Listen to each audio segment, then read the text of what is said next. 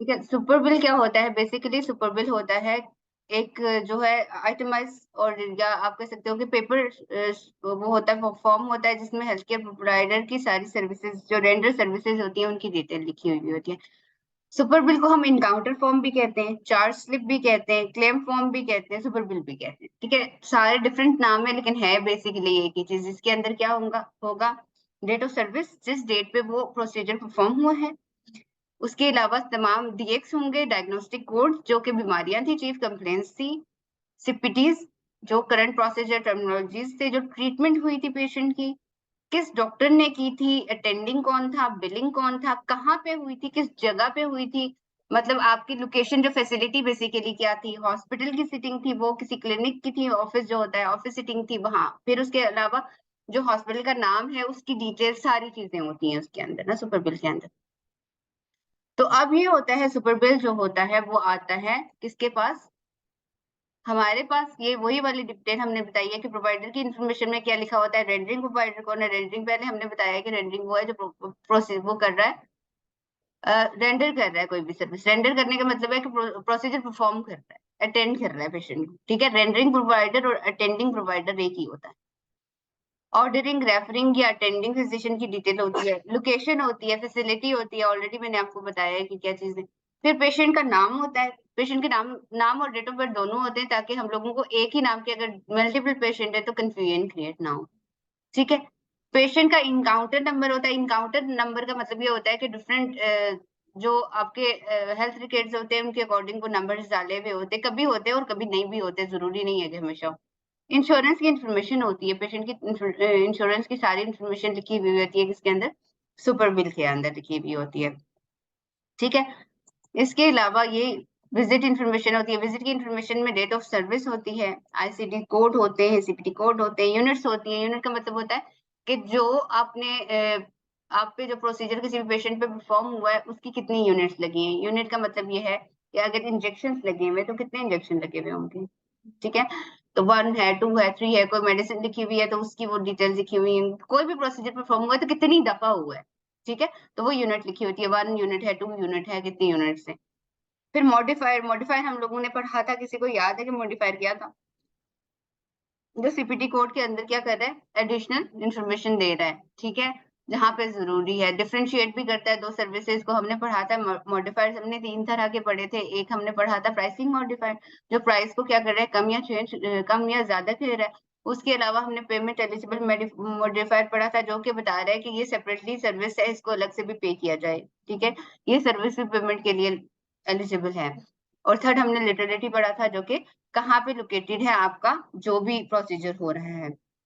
ठीक है, मॉडिफायर इसके अलावा भी हमने बहुत सारे पढ़े थे कि जैसे एक प्रोवाइडर एक दिन में अगर एक ही तरह की सर्विस कर रहा है या डिफरेंट प्रोवाइडर एक ही सर्विस एक ही पेशेंट पे कर रहे हैं तो उनके ऊपर भी डिफरेंट 76 77 के मॉडिफायर्स थे। फिर हमने बायलैटरल के लिए 50 पढ़ा था। वो बहुत सारे टेक्निकल प्रोफेशनल कंपोनेंट्स तो हमने मॉडिफायर्स को डिटेल में देखा था कि मॉडिफायर वो होते हैं जो एडिशनल इंफॉर्मेशन दे रहे, इनहेंस करते हैं कि ताकि किसी अगर एक सीपीटी के अंदर कोई एम्बिग्युइटी क्रिएट होने शुरू हो जाती है तो उसमें वो करने के लिए होता है कि क्लियरली पता चलता है कि ये सर्विसेज बेसिकली क्या हो रही थी।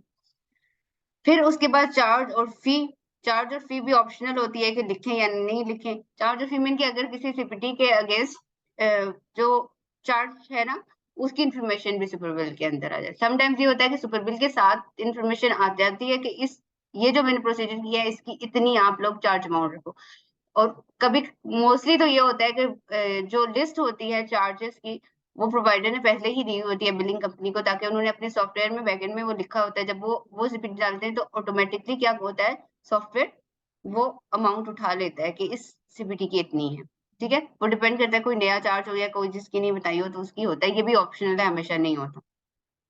फिर पेमेंट इंफॉर्मेशन कोपे। कोपे हम लोगों ने पढ़ा था कि क्या है, स्मॉल अमाउंट है, एक टोकन अमाउंट जो कि हर दफा विजिट के ऊपर पे करनी होती है। ठीक है, और ऑलरेडी डिसाइडेड होती है। हम लोगों ने देखा था ना कि कॉपी लिखी होती है, कार्ड के ऊपर लिखी हुई होती है। ठीक है, ऑलरेडी डिसाइडेड होते हैं कि किस तरह की सर्विसेज के लिए कितनी कोपे हो। तो कोपे क्या होती है, at the time of visit he collect होती है मोस्टली। तो इसलिए सुपर बिल के अंदर कोपे का लिखा हुआ था। कोपे का एक चीज कि अगर रिसीव हो जाए तो लिखा होता है कि जैसे $20 है, $25 रिसीव, कोपे लिख लेगा वो, बिल के ऊपर हैंड रिटन भी हो सकता है। और अगर नहीं पे हुई होगी तो वो उसको ओ करके चला जाता है। ओ का मतलब होता है कि वो उसने रख लिया है कि आगे मैं दे दूंगा, या आप मुझे बिल भेज देना तो मैं दे दूंगा, तो वो ओ करके जाएगा। तो फिर ओ के साथ ऐसे छोटी सी डैश लगी हुई होती है, तो वो ओ जैसे पाई का साइन होता है, थोड़ा सा उससे मिलता जुलता साइन होता है। ओ जब वो करके चला जाता है, तो डॉक्टर ने लिखा ना ओ पे ओ, या खाली सिर्फ ओ बनाया हुआ, तो इसका मतलब होता है कि ओ पे ओ करके चला गया, नेक्स्ट कभी पे कर लेगा, या उसको बिल भेजेंगे जब हम पेशेंट को बिलिंग करेंगे। क्लेम पे होने के बाद अगर पेशेंट की रिस्पॉन्सिबिलिटी है, तो फिर वो क्या करेगा, वो कोपे पे करेगा। ठीक है, ये दोनों चीजें जो है सुपर बिल में लिखी हुई होती है। फिर क्या होता है, एडिशनल इन्फॉर्मेशन, अगर स्पेशल बिलिंग इंस्ट्रक्शन है या कोई नोट है, तो ये सुपर बिल के साथ। स्पेशल बिलिंग इंस्ट्रक्शन ये होती है कि अगर डॉक्टर की साइड से कोई ऐसी इंस्ट्रक्शन है कि ये वाला सीपीटी आएगा तो इसको इसके साथ कर लेना बिल, ये वाला सीपीटी आएगा तो इसमें इस डॉक्टर की जगह इस डॉक्टर को लिख लेना, या ल्यूकम है डॉक्टर तो ल्यूकम उसने लिखा हुआ हो के ल्यूकम होगा, या कोई ऐसी इंस्ट्रक्शन उसने कोपे लिखी हुई हो कि वेव्ड ऑफ के माफ कर दिया कि इसमें नहीं है कोपे, बिल नहीं करना पेशेंट को, या ऐसा कुछ लिखा हुआ, तो वो कोई स्पेशल इंस्ट्रक्शन हो तो ऐसा कुछ भी सुपर बिल में लिखा हुआ होता। तो जो हमारे पास स्पेशल इंस्ट्रक्शन होती है, या अगर हैंड रिटन हमारे पास स्पेशली कोई चीज आती है, तो हम लोगों को कभी भी वो इग्नोर नहीं करना चाहिए। ठीक है, कि हम कहेंगे हैंड रिटन है तो इसको हम वैल्यू ना करें, उसको सबसे ज्यादा इंपॉर्टेंस देनी चाहिए, क्योंकि वो सबसे आखिर में लिखी हुई चीज। अब ये सुपर बिल है। सुपर बिल का जो है हमारा जो है सीपीटी का सेक्शन है। जैसे मैंने कहा था ना कि सुपर बिल ऑलरेडी जो है जो भी स्पेशलिस्ट होते हैं डिफरेंट सर्विसेज देने के लिए, तो वो क्या करते हैं कि जो सर्विसेज उन्हें बार बार ही देनी है, तो उन्होंने क्या किया होता है, एक फॉर्म बना के उसमें वो सर्विसेज लिखी हुई। अब इनमें से न्यू पेशेंट के लिए एस्टेब्लिश पेशेंट, न्यू पेशेंट और एस्टेब्लिश पता है, न्यू पेशेंट कौन से होते हैं, एस्टेब्लिश कौन से होते हैं? हम्म, ठीक है। और देखिए हमारे सुपर बिल के अंदर सबसे पहले लिखा है ईएनएम कोड लिखे हुए, जो सिंपल ऑफिस जो इनकाउंटर हमने बताया था ना कि बैठ के 15-15 मिनट्स का इनकाउंटर होता है, न्यू के लिए 15 मिनट्स का होता है, और जो एस्टेब्लिश 10 मिनट्स के गैप्स होते हैं, लेवल्स होते हैं, यानी लेवल 1 होगा 10 से 20 मिनट हो गए, 20 से 30 मिनट हो गए, ऐसे वाला लेवल से। अब यहाँ पे न्यू और एस्टेब्लिश के कोड लिखे हुए, अगर पेशेंट न्यू होगा तो न्यू के कोड को वो सर्कल करेगा या टिक कर देगा, एस्टेब्लिश होगा तो एस्टेब्लिश के कोड को कर देगा। फिर प्रिवेंटिव कोड हमने पढ़े थे कि प्रिवेंटिव कोड वो होते हैं जैसे वैक्सीनेशन हो गई, जैसे कि किसी बंदे के एनुअल विजिट्स हो गए, वो बीमार नहीं था लेकिन साल में 1 दफा या 2 दफा वो चेक कराने आ गया, टोटल उसने स्क्रीनिंग की, हर चीज टेस्ट की, बाकी सारी चीजें ठीक चल रही है, इम्यूनाइजेशन वही वैक्सीन हो गई। फिर क्या है, transitional care management. Transitional care management का मतलब होता है कि ट्रांजिशनल जो किसी बंदे को हॉस्पिटल से लेके घर तक ट्रांजिशन की जाए, लाइक उसको कैसे लेके जाने में हेल्प आउट कर रहे हैं, किस तरह से वो जाएगा, इस तरह की चीजें। तो ये सारी अदर ऑफिस विजिट्स, यहाँ पे डिफरेंट तरह के विजिट लिखे हैं। अब जो पेशेंट आपका उसके ऊपर जो सर्विस हुई है, डॉक्टर उसे टिक किया, क्रॉस, टिक, सर्कल, जो भी उसका तरीका है करने का, करके बता देगा कि भाई ऊपर अगर हम सुपर बिल के जाए तो यहाँ पे इनकाउंटर नंबर लिखा हुआ है, पेशेंट का नाम लिखने की जगह डेट ऑफ बर्थ की है, primary insurance, secondary insurance, date of service है, पेशेंट का बैलेंस है, टोटल बैलेंस है, कोपे है, कलेक्शन है, सारी डिटेल जो है हमारे सुपर बिल के ऊपर वाले पोर्शन में लिखी हुई है, पेशेंट से रेलिवेंट इन्फॉर्मेशन हो जाएगी। ये हमारा क्या है, सीपीटी सेक्शन है। ये दूसरा जो है ये हमारा आईसीडी सेक्शन है, थोड़ा छोटा नजर आ रहा होगा लेकिन इसके अंदर क्या है, डिफरेंट बीमारियां हैं, बहुत सारी बीमारियां इसने लिखी हुई हैं। अब ये कि इनमें से जो जो कंप्लेंट्स उसकी होंगी वो उसको मार्क करता जाएगा। ठीक है, और उसके लिहाज से वो क्या करेगा, ट्रीटमेंट उसने कर ली। तो हमारे पास बहुत क्लियरली सा सुपर बिल आ रहा है, हमेशा एक जैसा एक्सप्रेशन नहीं होता सुपर बिल का। ये तो है ना, कोड लिखे हुए कोड ही मार कर देता, हमने बिल कर दिया। समटाइम्स वो लिखता है ऐसे, जैसे फीवर लिख लेगा, कफ लिख लेगा, कोड्स में खुद ही लगाने, रिपोर्ट्स दे देंगे, रिपोर्ट्स से देके लगाने, तो डिपेंड करता है सिचुएशन पे। ये एक और सुपर बिल है, ये साफ सुथरा सा सुपर बिल है, इसके अंदर हर ही चीज लिखी हुई है, आईसीडी सारे उसने लिख लिए हैं, उसके यूनिट सारे लिखे हुए हैं उसने। विजिट उसने नीचे सबसे नीचे लिखा है 99309, ये एक विजिट है, डॉक्टर की सारी ऊपर इन्फॉर्मेशन लिखी है, पेशेंट की इन्फॉर्मेशन लिखी है। तो ये इस तरह का भी एक्सप्रेशन क्या होता है, सुपर बिल का होता है। ठीक है, अब ये हमारे सॉफ्टवेयर का स्क्रीनशॉट है, जिसके अंदर हमने सुपर बिल की इंफॉर्मेशन ऐड करनी है। जैसे हमने सबसे पहले ये देखा था कि हमने पेशेंट की इंफॉर्मेशन हमें सुपर बिल में दी हुई थी, पेशेंट का डेमोग्राफिक ऑलरेडी बना हुआ होगा या डेमोग्राफिक फॉर्म हमें अलग से दिया हुआ होगा। हमने डेमोग्राफिक फॉर्म पढ़ लिया है ना, हमने पढ़ लिया था ना फ्राइडे को। ठीक है, हमने देखा था कि डेमोग्राफिक कैसे एंटर की, डेमोग्राफिक फॉर्म के बाद सुपर बिल आएगा। ठीक है, डेमोग्राफिक, हम लोग पेशेंट का नाम लिखेंगे तो डेमोग्राफिक बैकएंड पे उसकी इन्फॉर्मेशन पेशेंट की आ जाती है, इंश्योरेंस की इन्फॉर्मेशन होगी वो सारी। सिर्फ हमने क्या करना होता है, सुपर बिल से देखिए क्रॉस चेक करना होता है कि कभी हमारे पास ये हो कि डेमोग्राफिक ऑलरेडी एग्जिस्टिंग पेशेंट का हो और उसकी इंश्योरेंस चेंज हो गई हो, एक्सपायर हो गई हो, तो हम देखेंगे कि हमारे डेमोग्राफिक पे जो इंश्योरेंस की इन्फॉर्मेशन है क्या हमारे super bill pay same information है या अपडेटेड इन्फॉर्मेशन और आई है। ठीक है, तो ये चीज हमने क्रॉस चेक करनी है। फिर क्या, पेशेंट का नाम आ गया, फिर हमारे रेंडरिंग प्रोवाइडर का नाम आ गया, बिलिंग प्रोवाइडर का नाम, सुपरवाइजिंग प्रोवाइडर का नाम, ऑर्डरिंग प्रोवाइडर, रेफरिंग प्रोवाइडर का, फैसिलिटी हमारे कौन सा हॉस्पिटल है, लोकेशन किस तरह कौन सी वाली है, प्राइमरी इंश्योरेंस हो गई। ये हमारा जो सारी इंफॉर्मेशन थी, ये इनिशियल इंफॉर्मेशन है। उसके बाद हम देखते हैं हमारे सॉफ्टवेयर के अंदर है नेक्स्ट, ये हमारा क्या है, बिल वाला सेक्शन है, चार्ज एंट्री। ठीक है, पहले हमने गए थे, सबसे पहले हमारा ये देखें, अगर हम पीछे पीछे जाते हैं, मैंने वो जिसको येलो हाईलाइट किया वहां पे क्लेम लिखा हुआ टैब के अंदर, क्लेम वाला, हम क्लेम के ऊपर क्लिक करेंगे तो नीचे ड्रॉप डाउन में ये सारी इन्फॉर्मेशन हमारी आएगी। हम ऊपर आए हैं तो ये अब मैंने क्या किया हुआ, क्लेम से आगे वाले सेक्शन चार्जेस पे एंटर किया हुआ। चार्जेस के अंदर जब हम एंटर कर रहे हैं, ये एक सॉफ्टवेयर का स्क्रीनशॉट है, सब डिफरेंट सॉफ्टवेयर डिफरेंट तरह का डिस्प्ले देते हैं, इन्फॉर्मेशन उनके ऊपर सेम ही होती है लेकिन डिस्प्ले जो होते हैं वो वेरी करते हैं, एक दूसरे से मुख्तलिफ होते हैं।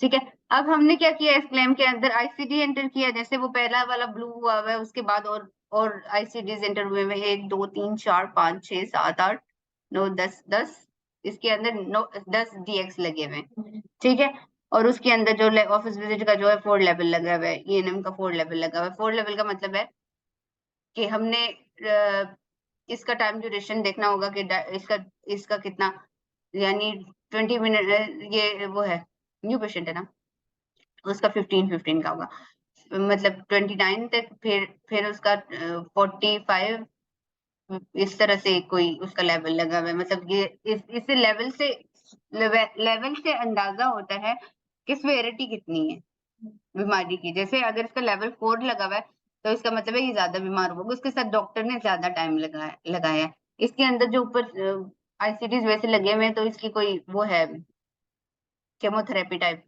चीज हो रही है इसके साथ, ये कोई ऑन्कोलॉजी का पेशेंट है, कैंसर पेशेंट है कोई, तो मतलब वैसे जिसका हम बिल आपको दिखा रहे हैं, तो इस वजह से इसको ज्यादा ज्यादा टाइम लगा होगा ना, 45 मिनट को 50 मिनट से ज्यादा एक्सीड टाइम लगा है इसको, क्योंकि इसका प्रोसीजर लंबा था।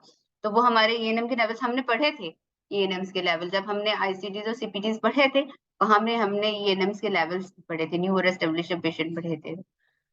कौन सा टाइम है अभी, अब दोबारा से हम लोग ईएनएम के लेवल्स देखेंगे, हमारा जो वो था कोडिंग वाला, दोबारा से हम देखते हैं, फिर मैं आपको बताती हूँ ये ईएनएम के लेवल्स क्या आते हैं।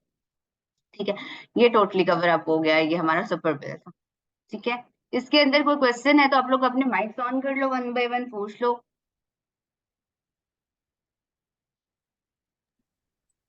नहीं, फिलहाल तो कोई क्वेश्चन नहीं है, जो कुछ बताया ये समझ में आ गया।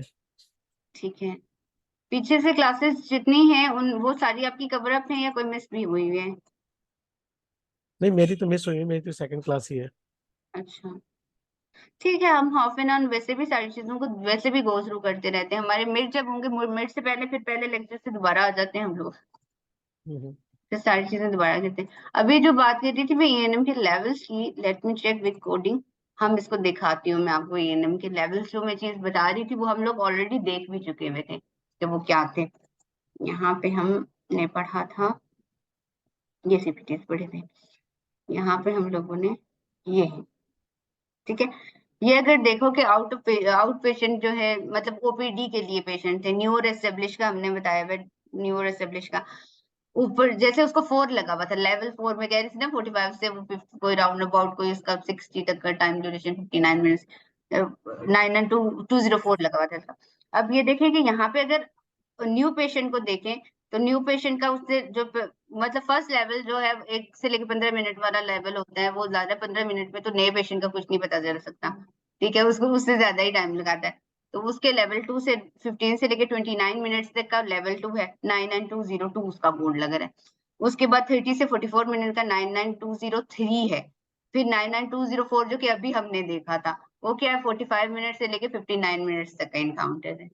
ठीक है, ऑलमोस्ट उसका पूरा घंटा लगा है उसके प्रोसीजर का, और वैसे भी उसकी केमोथेरेपी हो रही थी तो इस वजह से वो घंटा ही उसने लगाना था। 99205 एक और लेवल है 60 से लेकर 74 मिनट्स का। ठीक है, तो 205 मतलब सबसे ज्यादा टाइम जो एक डॉक्टर लगा रहा है किसी पेशेंट पे वो इतना ही लगाएगा। ये न्यू पेशेंट के लिए है। और एस्टेब्लिश के लिए हमने देखा था कि एस्टेब्लिश में क्या है, 10 मिनट्स का होता है, एनकाउंटर का टाइम होता है। तो उसमें 10 से 19 है, सेकेंड लेवल है, 20 से 29 है, 30 से 39 है, 40 से 54 है। ठीक है, तो ये हमारे एस्टेब्लिश पेशेंट है। ये मैं आपकी जो सेकंड क्लास है मैं आपको बताती हूँ ये बेसिकली क्या है। हम लोग इसको एक दफा गो थ्रू करते हैं तो फिर पता चल जाएगा। इसी को आईसीडी सीपीटी को देख लेते हैं। आईसीडी ठीक है। सीपीटी हमारे क्या होते हैं कि बेसिकली मेडिकल कोडिंग के अंदर हमारी टर्मिनोलॉजीज क्या यूज होती हैं, बीमारियां जितनी भी हैं जिनके लिए जो डिजीज है, जो चीफ कंप्लेंट्स हैं, जिनकी वजह से पेशेंट डॉक्टर के पास आए हैं, वो आईसीडीज हैं। ठीक है, इनको international hmm. Classification of disease कहते हैं। ठीक है, डब्ल्यूएचओ इनको गवर्न करता है। ठीक है, ठीक आईसीडीज है। डायग्नोस्टिक कोड्स भी कहते हैं। ठीक है, अच्छा, अब हम जो अभी आजकल जो वर्जन हम यूज कर रहे हैं आईसीडी का 10 वर्जन यूज कर रहे हैं। बैक 2015 तक 9 वर्जन था। अभी फ्यूचर में जो है वो 11 भी आ जाएगा 1-2 सालों तक। हम इसलिए कहते हैं ना कोडिंग, हमारी जो कोडिंग डिपार्टमेंट होता है या कोडर्स होते हैं, हम उन्हें कहते होते हैं दोबारा सारे याद करोगे तुम, रिवाइज। और ये हर साल अक्टूबर में जो है रिवाइज हो जाते हैं। कुछ कोर्स जो है डिलीट हो जाते हैं, कुछ नए आ जाते हैं। तो हर दफा अक्टूबर में हम लोगों को ये अपडेटेड कोर्स को देखना पड़ता है कि कोई भी डिलीटेड कोड अगर हम लगाते हैं तो वो फिर एक्सेप्ट नहीं होता, रिजेक्ट हो जाती है क्लेम्स को। ठीक है, अब हमने देखा कि ये अल्फा न्यूमेरिक्स होते हैं। कम से कम क्या होता है, 3 अल्फा न्यूमेरिक्स पे होते हैं और ज्यादा से ज्यादा 7 पे होते हैं। इनको अगर हमने कैटेगराइज किया तो हमारा पहला जो पार्ट होता है वो कैटेगरी शो करता है। फिर सेकेंड थ्री जो पार्ट के सेकेंड थ्री पोर्शन होता है वो क्या, इटियोलॉजी बताते हैं और एक्सटेंशन बताते हैं। ये इसी चीज को क्लियरली हमने बता दिया, 3 to 7 है, एक्सटेंशन क्या है, इटियोलॉजी क्या है, ये सारी चीजें हमने क्लियरली यहाँ पे लिख दी है। फिर सीपीटी कोड्स बताएं कि जो हमारी current procedure terminology CPT stand for है। ठीक है, इसको कौन देख रहा है, अमेरिकन मेडिकल एसोसिएशन देख रही है। ये भी अल्फा न्यूमेरिक कोड्स होते हैं जो कोई भी प्रोसीजर परफॉर्म किया जा रहा है पेशेंट पे, उस प्रोसीजर को शो करते हैं। ठीक है, इसको हम दिखा रहे हैं कि डिफरेंट तरह की सीरीज है। जैसे उन्होंने बताया कि सीपीटीज की टाइप में कैटेगरी 1 में एवोल्यूशन मैनेजमेंट के कोड है। जैसे अभी हम एवोल्यूशन मैनेजमेंट का कोड ही पहले हमने सुपरविल से देखा तो उससे से हम पीछे वापस आ गए। एवोल्यूशन मैनेजमेंट ये होता है कि सिंपल आपकी ऑफिस की जो सीटिंग है उसके अंदर कोई प्रोसीजर हो रहा है। ठीक है, तो टाइम्स हमने खुद ही देख लिया कि न्यू के लिए 15-15 मिनट का गैप था और एस्टेब्लिश के लिए 10-10 मिनट का गैप। उसके बाद वो बता रहे हैं एनेस्थीसिया की सीरीज बता रहा है, सर्जरी की, रेडियोलॉजी की, पैथोलॉजी की, मेडिसिन की। ये कोड हमें जुबानी याद नहीं करने पड़ते कि हम ये सोचे। सिर्फ ये है कि सीरीज से हमें अंदाजा हो जाता है कि ये वाली सीरीज है तो अंदाजा हो जाता है ये लैब परफॉर्म हुई थी, ये एनेस्थीसिया दिया गया था, इस तरह से। जरूरी नहीं होता एएनएम्स तो याद हो जाते हैं हमें, क्योंकि एएनएम्स बहुत आसान से हैं। तो 10 तो एएनएम है, उसमें से भी 8 यूज होते हैं। तो पहला लेवल तो वैसे भी किसी को नहीं लगता। तो ये याद हो जाते हैं, लेकिन ज्यादातर कोड्स इतने नहीं याद होते। हाँ, लैब्स वगैरह कोई रिपीट बहुत हो रही है किसी की प्रैक्टिस में तो उससे याद होती है, वरना ऐसा नहीं होता कि किसी को याद है। बहुत बड़ी बुक होती है। फिर वो एक बैक लेवल 2 के कोड्स बता रहा है कि ये सीएमएस देख रहा है, सेंटर ऑफ मेडिकेयर और मेडिकेड ये देखता है। इमर्जिंग टेक्नोलॉजी, ये मतलब डिफरेंट तरह की सीरीज के कोड्स बता रहे हैं। जैसे हमने ईएनएम्स की बात की थी कि ईएनएम सबसे ज्यादा ऑफिस की सिटिंग जो है उसके अंदर सबसे ज्यादा जो है वो ईएनएम कोड लगते हैं। तो ईएनएम में क्या, 4 कंपोनेंट थे, history, physical examination, medical decision making और टाइम।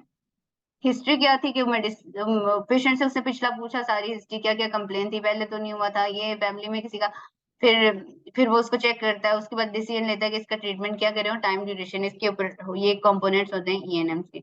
ये जो असल चीज हम अभी देख रहे थे वही न्यू और एस्टेब्लिश पेशेंट का एक तो डिफरेंस हमने पहले ही बता दिया था कि न्यू पेशेंट वो है जो पहली दफा आ रहा है, या 3 इयर्स के गैप के बाद अगर फिर पेशेंट आ रहा है तो वो न्यू ही कंसिडर होगा। और एस्टेब्लिश पेशेंट जो है ऑफ एंड ऑन फॉलोअप के लिए आता रहता है।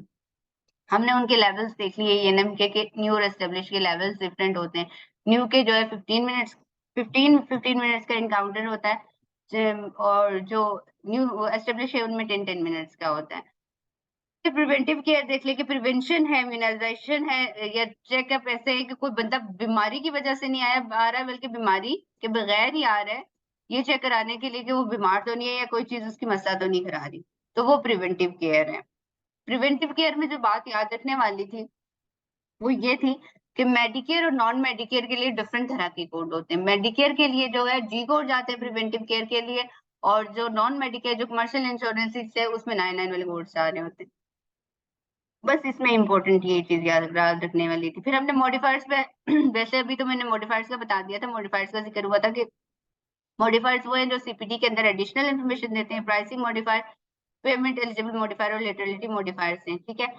अब यहाँ पे एक एग्जांपल थी टेक्निकल कंपोनेंट और फिजिकल प्रोफेशनल कंपोनेंट्स की, यानी कि टेक्नीशियन ने अगर सिर्फ टेक्नीशियन कोई प्रोसीजर परफॉर्म कर रहा है तो टीसी का मॉडिफायर लगेगा और जो सीपीटी की अमाउंट जो है वो कम हो जाएगी। सिर्फ प्रोफेशनल वाला पार्ट हो रहा है तो 26 का मॉडिफायर लगेगा और प्राइस कम हो जाएगी। लेकिन अगर दोनों एक ही डॉक्टर की क्लिनिक में हो रही हैं चीजें तो कोई मॉडिफायर नहीं लगेगा और प्राइस ज्यादा हो जाएगी।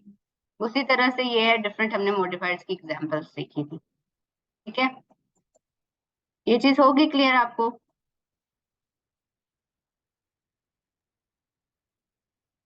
अब हम लोग ऑलमोस्ट जाने लगे हैं, हमारे कितने होंगे, 8 तो क्लासेस हो गए, 2 वीक्स हो गए ना हमारे।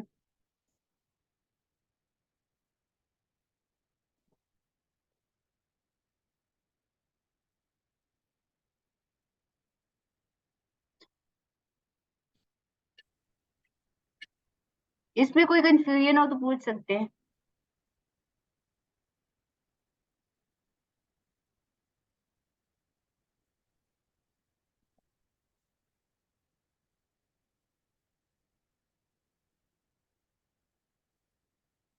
फिर हमने बिलिंग, जैसे हमने अभी देखा था सुपर बिल के अंदर डॉक्टर वाला सेक्शन, अब मैं डॉक्टर वाला सेक्शन बताती हूँ। जो हमने डॉक्टर वाला सेक्शन देखा था, डॉक्टर्स कौन से, हमारे डिफरेंट तरह के डॉक्टर यूज होते हैं जो प्रोसीजर परफॉर्म करते हैं। डेफिनेटली एक क्लिनिक के अंदर डिफरेंट तरह के डॉक्टर्स होते हैं।